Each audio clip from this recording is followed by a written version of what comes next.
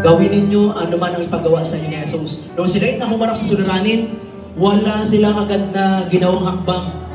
Una, inimbitahan si Jesus. At pangalawa, hinintay nilang instruction. Para. I began inviting you and your cousin to play tagu-taguan kasi nga mga bata pa tayo noon. Kasabay ng pagtatagu-taguan ay ang pagtatago din ng nararamdaman ko para sa iyo. Habul-habulan kasabay ng paghabol ng mga mata ko sa iyo.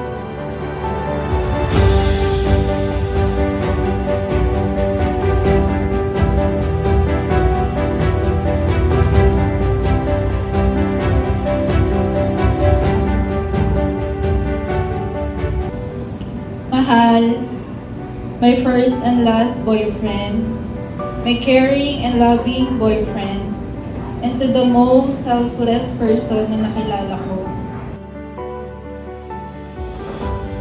Thank you for being my comfort, my home, and for helping me to become the best version of myself. You are the best God's giving gift for me.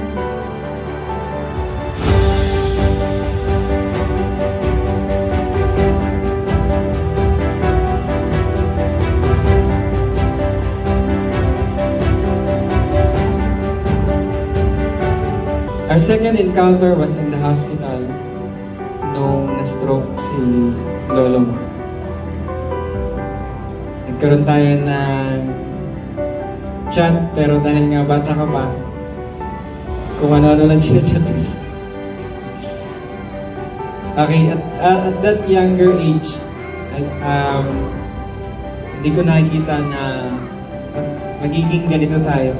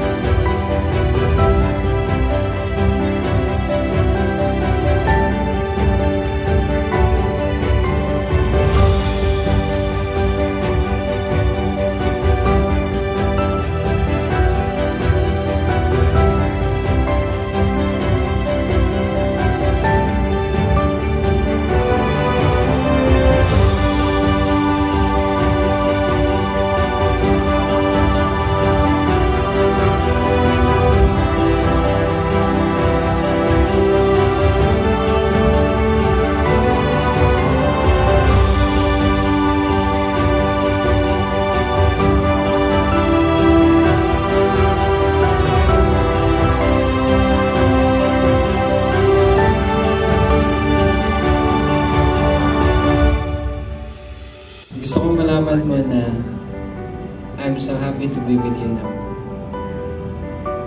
With those eyes looking at me, that beautiful face shining upon me.